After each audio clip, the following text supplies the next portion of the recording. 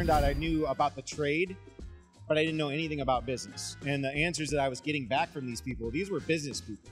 I couldn't be in two places at once. I just really try to build these businesses in a way where I don't have to be managing the day-to-day operations at all. Standard operating procedures, systems have been a thing in business for as long as there's been businesses. From a place of like ignorance, they don't know what they don't know. And then they become aware.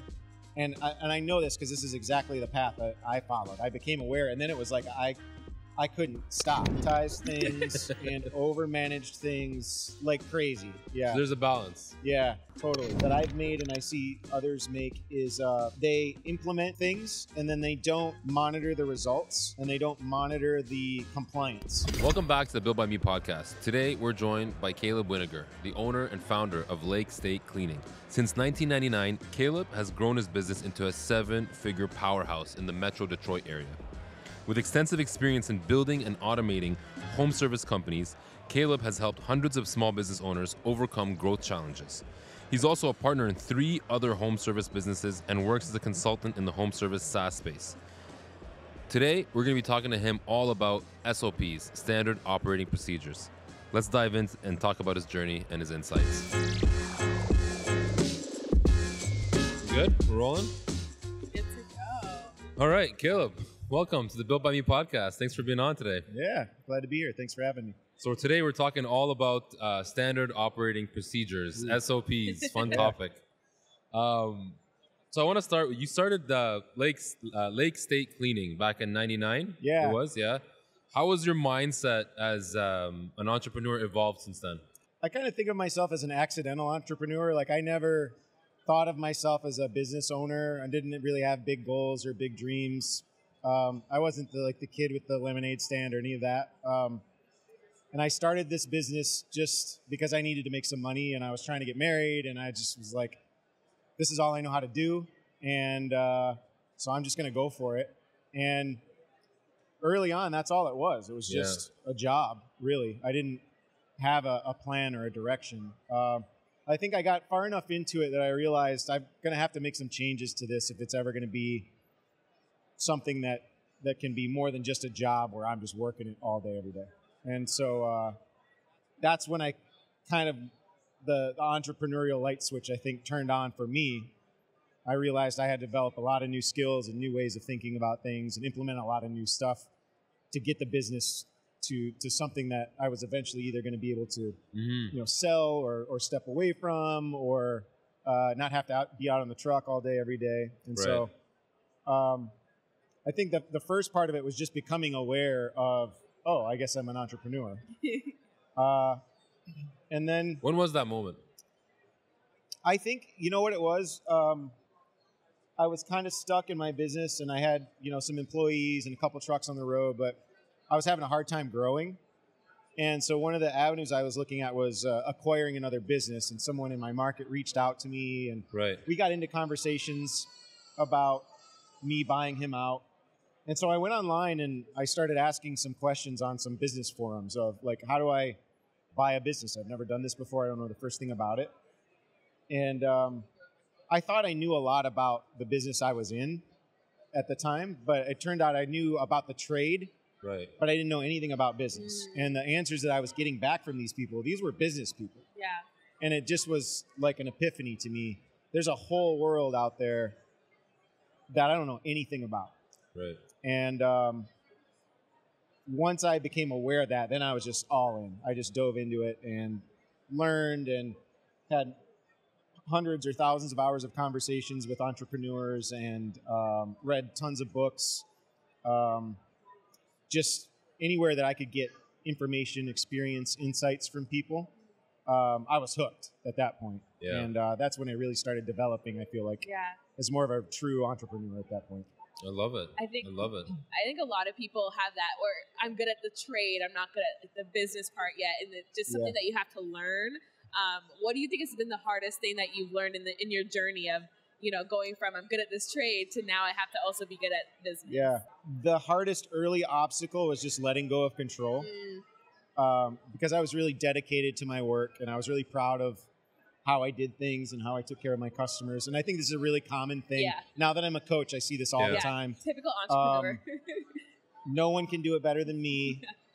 And it's just natural for an owner to be like terrified of handing over control or responsibility to someone else, because what if they screw it up? And I had that same fear. I had to overcome that. And so I think getting comfortable with allowing other people to make decisions in my business, to take ownership over things, and to fail sometimes. Yeah. You know, like just getting comfortable with that and realizing it's not that big of a deal and it's like a necessary thing. Yeah. That was a big thing for me to work through that. And then once I was able to get over that and let that fear go, then things really started to happen. Because now I was able to start to access the power of a team and the leverage other people to do things in the business, which you have to be able to do. Yeah. When did you realize you were holding on to that for a long time? Like, was there something that happened that where you were like, it's time for me to let go, I can't do this anymore on my own? I don't think there was a specific moment. Yeah. I think it was just we reached a critical mass where I couldn't do everything that needed to be done in the business. And I couldn't be in two places at once. And so I was just forced into having to trust other people and rely on other people. And it was really scary and not comfortable, and I didn't like it, and I was terrified. Lost sleep over it for sure. Yeah. But you know what? It worked. It was fine. Like nothing terrible happened. The wheels didn't fall off. The business didn't burn down. My customers didn't fire me. I didn't get angry phone calls. Everything was totally fine. And then I was like, oh, okay. I probably shouldn't have been that fixated on controlling and micromanaging everything in the business. Interesting. When you look at, like, you know, obviously you have multiple businesses now, right? Like, how do you balance the demands of all these businesses while still sort of staying true to your why? Yeah, so that's a great question.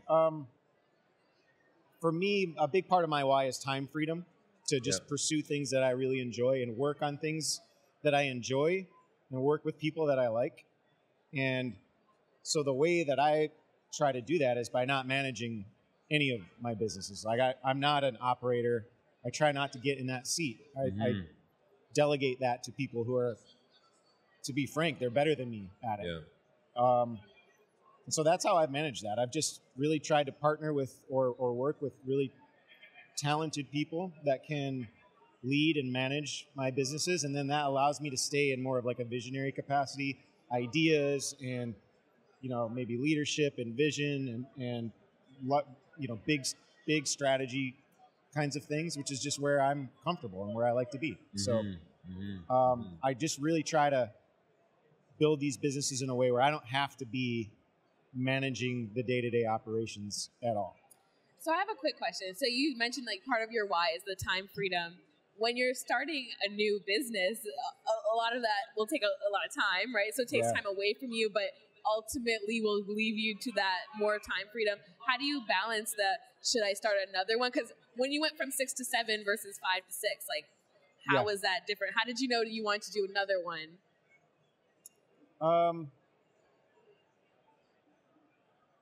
When I got my core business to where I had a really good team running it and it required very little of my input, that gave me a lot of confidence. Like, okay, I can wash, rinse, repeat this maybe. Okay.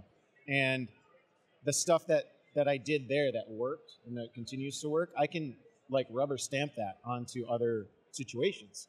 And so part of it is just seeing that happen in real life and then knowing I could probably repeat it. And then the other part of it is just making sure I'm only pursuing opportunities that will work. Yeah, that like way. make sense in the puzzle. Yeah. Yeah, and so it means saying no to a lot of stuff, which is really hard. Yeah. And most entrepreneurs will agree with me. You see opportunity everywhere. Yeah. You get shiny object syndrome. You want to chase. Especially when you're rolling. No, that's me. And I've said yes. Even now, I'm probably doing too many things. I've said yes to too many things. I know I have. And so here I am, and I have to fight that fight. But I think we got him to say yes to this no. podcast episode. He doesn't regret this, guys. We promise. Being able to say no, I think, is a really important skill to develop as an entrepreneur. Yeah. Because otherwise, you just bury yourself in opportunity that you won't really be able to execute well on anything. Yeah. And I found that to be true for myself. Do you think that going from business 1 to business 2, was harder than going from business 5 to 6 or 6 to 7? No. I think once you know the fundamentals, and you know business fundamentals, and then you can learn how to attract and build a team out of really talented people that align with your vision, that does make things a lot easier. And that is a repeatable process. Yeah. And I'm kind of early in this journey, you know, like my other businesses are in various stages of like startup or turnaround, or so I'm still learning every day how to do this well. But I do feel like a lot of the principles that I learned in my first business are translating over to other businesses pretty easily. And that's how I try to coach too. It's like, let's learn the principles, because you'll be able to take these anywhere, to any opportunity, to any business, and you'll be able to find success. So let's chat a little bit about standard operating procedures, right? I wanna know, what was the turning point that you realized that, you know, implementing an SOPs in general became a crucial part for scaling the business? Yeah. Or any of your businesses? When I started to find myself repeating myself over and over again, you know, saying the same things or teaching the same things to different people, that's when it really started to hit me that this is not sustainable or scalable. Because I'm only one person. I have lots of other things that I need to be focused on. Yeah. I can't keep doing the same thing over and over and over again to different people. It's this like tribal knowledge thing that I was locked in that really prevented me from being able to take the business much further. And when I became aware of that, then and at the same time, you know, I was reading a lot, and standard operating procedures, systems have been a thing in business for as long as there's been businesses. So I knew, you know, this is a core principle, something that I'm going to have to develop. But I really started to feel the pain when it was like, oh man, I'm teaching this new person the same thing I taught this another person yesterday, and then 5 days ago, and just what a waste of my time that was. Yeah.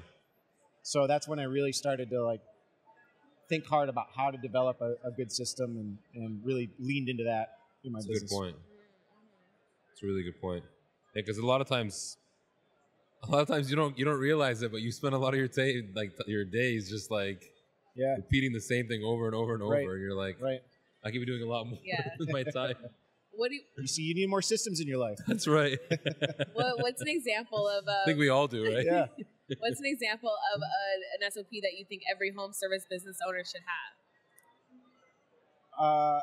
I love that question, especially because this is a Nice Job podcast, and the one that immediately popped in my brain was a process for requesting reviews when you finish a job. Yeah. And Nice Job does a fantastic job of automating that through messaging after the job's complete. But to me, I want as many touches there as possible. So I want my technician or whoever's interacting with the customer, I want them to bring it up. And I want them to engage the customer, let them know, hey, reviews are a big deal for us. Right. And I want them to prompt the customer or prepare the customer to be ready to do that when they do get that link or that email. And so I think a really easy system to implement in your business, if you don't already have this, is to put a script together for let's say your technicians. When the job's done, they need to have something to say to the customer that just maximizes that opportunity to get a review. Because as you guys know, every review is like solid gold. You know, you can't have enough. So I think we need to get really, really good at that. Yeah. And so that's probably the first thing I'd implement if in a home service business if you don't have that in place. Yeah, automate your reviews. That's a good point, because especially a lot of times it's like you're not always there as the business owner. Right. So you need to make sure like your team is actually bringing it up, mentioning it. And even if you are setting the stage, really, even if you are the owner, you want to establish this is what's normal in our business. This is the normal. This is how we do things. Yeah. And if you're doing it and you're consistent with it, you're following your own system, the likelihood that your team, as you grow it, does the same, it's exponentially higher.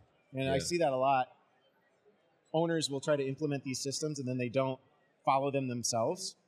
and that all they're doing is sending a message to the rest of their team that this isn't important. I don't really care about it. You don't have to take it seriously. And then what do you see? People don't comply. They don't follow the process. They don't do the thing. Well, it's because the owner is setting the wrong tone. Yeah. And so I would say, even if you're a solo operator right now, put a script together for yourself. Do this every single day, every time you interact with a customer. Because when you do have that first employee and that 5th employee and that 20th employee, this is going to be a thing in your business. It's just, this is how we do it. So start early. What was the first one you wrote down? Like, what was the first one you're like, I got to write this down. I need to sit down and like put, you know what I mean? Put pen to paper here. Maybe one of the first ones I can remember was, at this time we had several technicians out in the field, and we wanted to put them in a position where they could capture leads for us while they were in the field. You know, neighbor walking by. Right. You know, somebody at a restaurant sees the van or their shirt and wants a quote. I wanted a consistent, repeatable way for them to be able to capture that customer's information so that we didn't lose it, so that we could follow up on it. Yeah. And then I even wanted to incentivize them, the technicians, to really pursue that. And so I remember putting this plan together of like, okay, here's opportunities to look for. When you do get a lead, here's where you input the information. Here's what you do on Slack to notify the manager or whatever, the sales team. And here's how we're going to track it and how you're going to get bonused on it at the end of the month. And I like laid that all out in an outline, and I remember talking about it at a team meeting, and we're still running that system to this day. Okay. That's amazing. Yeah. That's actually a good point, especially like when you're laying out the opportunities for them to look for. Yeah. I think that's key, right? Because sometimes you might be doing a job somewhere and you don't realize that people are watching. There's eyes, right? So it's like you don't want to miss those opportunities. Yeah. That's the most important but least thought about aspect of developing processes and procedures. If you're going to ask somebody to do something a specific way, they need to know why. Yeah. What's in it for them. And I see that get missed a lot. It's only natural though. Like, people want to know, like, why am I doing this? Why does this matter? And if they know why it's important, why it's going to benefit the customer or the business or even them, then they're so much more likely to follow through on it and actually do it. Have you ever had an instance where, you set out this SOP and then the technicians are out doing a job and they're like, hey, I actually think there's a better way of doing this, and then you've revised and like pivoted on that? Yeah, I love that question. I try to run my companies in a state of continuous improvement. Yeah. Right? So everything's on the table and we're always iterating. Nothing's ever done. No, there is no system that's ever done. Yeah. That's a good point. So in our weekly team meetings, we have a structured agenda. That it's our all hands meeting. Everybody in the companies are there. We follow this agenda to the letter, and there's a segment in that agenda that's like round table. So anybody in the company, any position, even if it's your first day, you can raise your hand and say, hey, I noticed this. I think we should consider implementing this or that or making this change or whatever. Yeah. And that's always been part of our culture. And because I need that. I need smart people telling me how to do better things. And why would I not open up the opportunity for my team to help me get better or help me help them? And so I think creating some specific space for that is really like a good idea. Yeah. 100%. I think especially since like the world is always changing, things can be done differently. People are also like individuals as well, so it might be easier for one person but not easier for another. So I really like what you said about even just telling people why you're doing certain things, because they might be like, oh, you know what, I thought I had a better way to do that, but your why makes more sense in the long run, so I'm going to follow you. But then they might have thought their way was better if you didn't tell them why, and vice versa. They might think, okay, now that you told me why, I actually see a better way of doing this, and maybe we can start doing that. So. Yeah, that's a great point. And that environment where there's exchange of ideas and everyone for everybody. Yeah. Absolutely. How do you sorry? I just said the collaboration.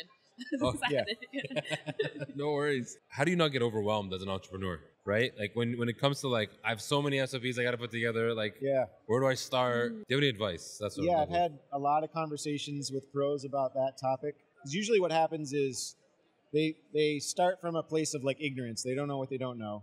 Yeah. And then they become aware. And I know this because this is exactly the path that I followed. I became aware, and then it was like I I couldn't stop. And I wanted everything at once. I wanted everything fixed and implemented, and I wanted it all like that. And I think in the end that slowed me down because I tried to do too much, too fast. And your team doesn't like that. They can't handle it. That's true. Yeah. They get overwhelmed very quickly. Yeah. So I always tell people, start small. Start with like the things that are causing you the most pain right now. Create systems for those things. And it doesn't have to be perfect before you implement it. Because remember, this is a living, breathing thing. It's always going to be iterating as your business grows and changes and as the market changes. And so I think one of the mistakes I made was I was kind of a perfectionist about things, and I wanted everything to be like super detailed and the perfect system before I would roll it out. And what I should have done was rolled out a minimum viable system, just the most basic thing. Yeah. Even if it's written on a napkin and passed around the break room, would have been better than not doing anything because it wasn't perfect enough. And so that's the advice I would give to start is be okay with incremental implementation. Right. Just get something out. And then you just can iterate from there and improve it over time. Yeah. 100%. What about like have you added like a standard operating procedure that just like you're like I gotta get rid of this. I thought I needed it, like a system. Oh yeah. And you're like, that's not working at all. Yeah, I've definitely over systematized things and over managed things like crazy. Yeah. So there's a balance. Yeah, totally. I'm still learning that. I think some of it has to do with the culture of your business, maybe your industry. Some things need a little more specific frameworks, and some things you can let the individual sort of operate inside some loose guardrails. Yeah. But I think that more often than not, simpler is better than more complex, and less is better than more. Yeah. And I always tell my clients this when we're developing their processes and procedures. Start simple, add complexity as needed until you get the result you want. Don't do it the other way around, because it's a lot easier to add detail than to take it until you get it where you want it than to start with too much and have to pare down. Yeah. It's just so much easier to go that way. Yeah. I agree. I totally agree. I think that's so interesting, especially when you have multiple different businesses, or if they're all doing similar things, but you have like a lot of technicians. You want to make sure that everything gets done to a certain standard, right? But you don't want to make it too rigid that now they lack autonomy in the jobs, right? I feel like a lot of technicians also want a sense of ownership in what they do, and it's like I have to do X, Y. You're telling them when to breathe. It's like, okay, I need a little bit more leeway, otherwise they're not going to enjoy it. So I think that's really good to say. Start simple, less is more, and then you can add as things go. With like, I don't know what to do when this came up versus if X then Y, like every scenario. Yeah, all these like logic trees and everything. Like I've definitely created 27-step checklists and things that no one was doing because it was so it's too burdensome to get through it. And how am I going to memorize that and like keep track of like I'm just trying to do the job, just trying to do it well. Yeah, it's a telltale sign. Like if you're not getting good uptake from your team on a process, that's a telltale sign that it's too complex. That's not always the reason, but I would look there first. Yeah. Because I think measuring it becomes a big important factor, right? Like you want to make sure that you've implemented a system. Is it actually working? And how are you keeping track of that before you know, hey, I've actually broken my operation here completely without even noticing. Yeah. So I think measurement's key as well. Yeah, measuring inputs or managing inputs and measuring outputs. And I'm speaking tomorrow, and that's a big part of the topic that I'm talking about. And I think it's a really important principle. Yeah. Is if you're always managing outputs, like results of things, then you're always in reaction mode. Yeah. And a good test for this is if you feel like you're always putting fires out in your business, then you're probably just managing outputs. Write that what down. You need to do is zoom out and figure out what is the input that's creating that output over and over and over again. I got to go manage the input. I got to fix that. I got to get that right. And then you know what's going to happen? The output's going to be right. Big time. If you're listening, pause it, rewind 10 seconds, hear that again. That was so good. Okay, so that's one big mistake of just, overcomplicating things. What do you think are some other mistakes that entrepreneurs do when creating SOPs? Yeah, we touched on one of them. They try to implement too much too fast. Yeah. And they overwhelm their team, frustrate their team. So it takes some restraint on an owner's part to Not just too feed much. them a little bit at a time. Rule of thumb for me is if you implement a new policy or process or whatever, just do one. And then when it's being followed consistently and it's proven to work and give you the output that you want, you're good.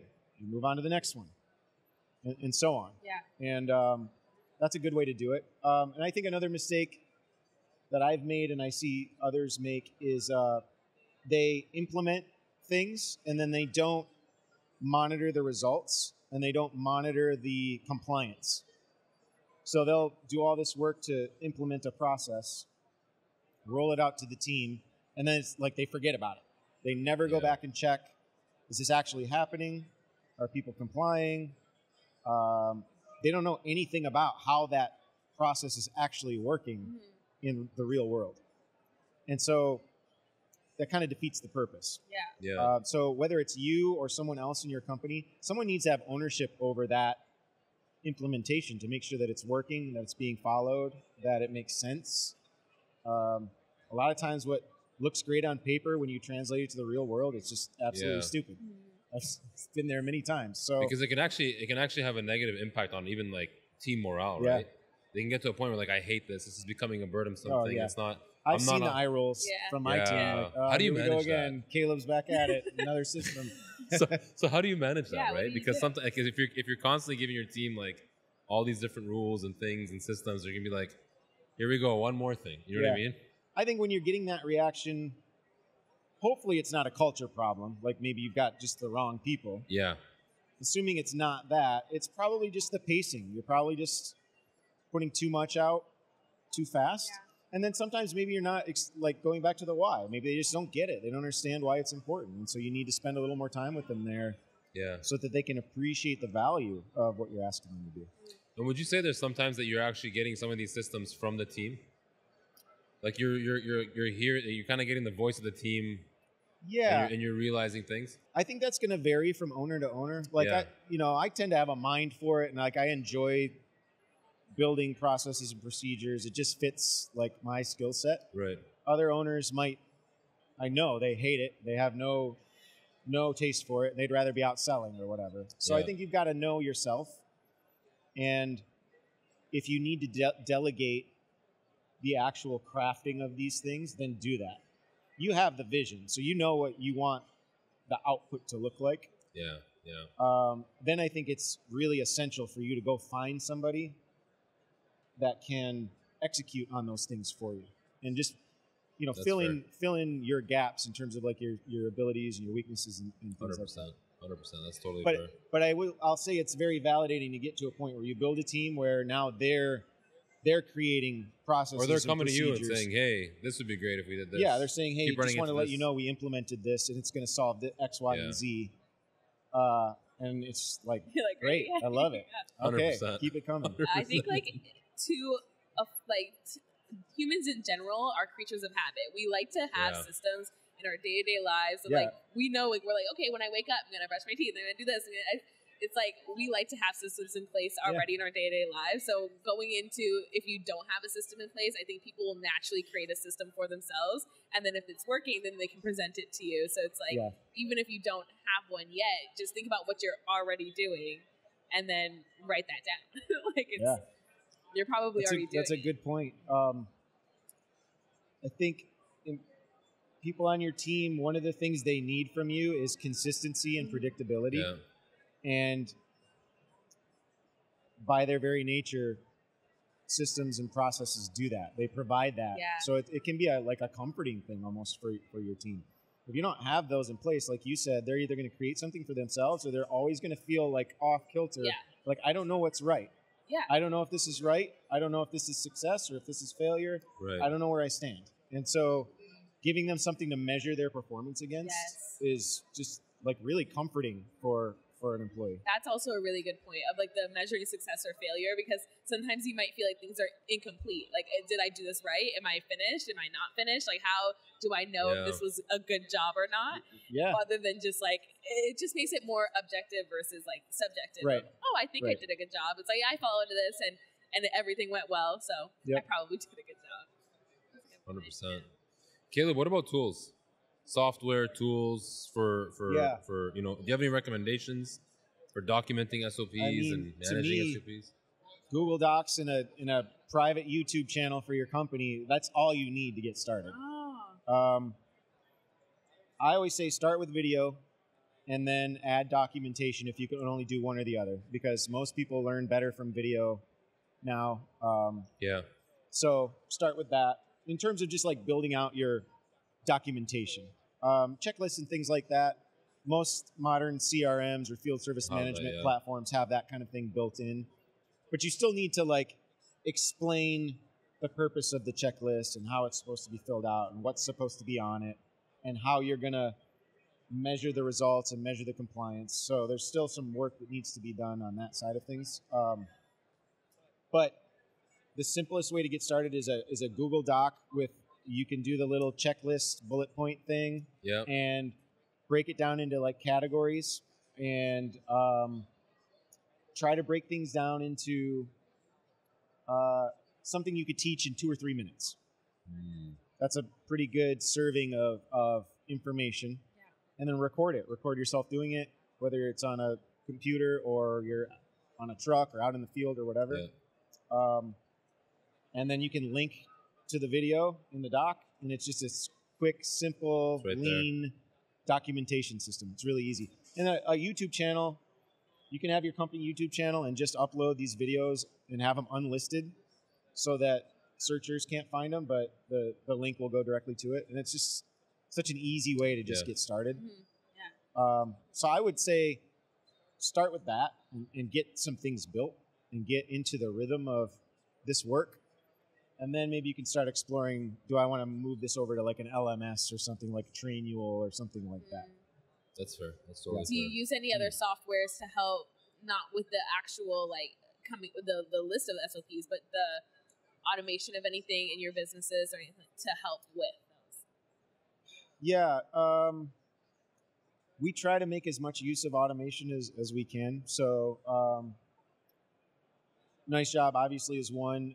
So we've used Responsibid in one of my businesses for a long time, which has a really nice integration.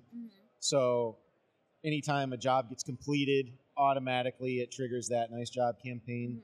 And that's just been a tried and true process for many years, 10 years or more. So I like that. I think it's really important for companies to have a central comms platform, whether it's like Slack or Microsoft Teams or something that's secure and scalable. I see a lot of small home service business owners using like text messages or like Voxer or something like that.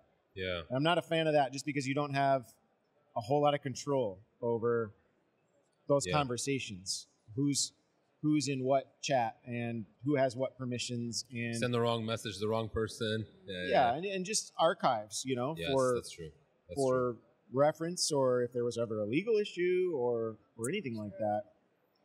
You want to have pretty tight control over your comms platform and have a lot of security measures in place, because that's something you don't want to just be open to anybody who might take advantage of it or misuse it or whatever. Anybody that comes into your company. Absolutely.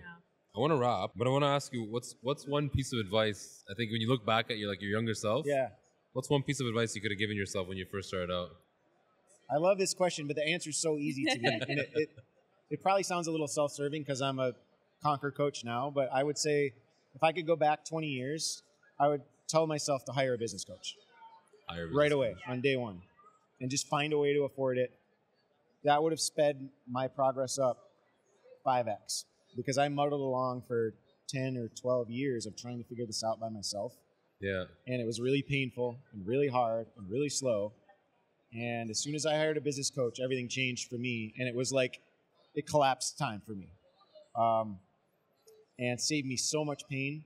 And in reflecting back, if I would have had that earlier, who knows where I'd be now. I'm happy where I'm at, Yeah. but you know, that was a lot of years of spinning my wheels. So I think it's one of the best investments you can make. Yeah. And there's a reason Elon Musk has a coach, and Serena Williams has a coach, and Oprah has a business coach. Like, you need That's right. somebody, an objective voice in your life that helps you get out of the weeds, question yourself, pushes you, holds you accountable. There's always someone that's walked already in your footsteps, right? So like they already know they already know what those shoes feel like. Yeah, So exactly. like, And they can give why do tangible this? advice.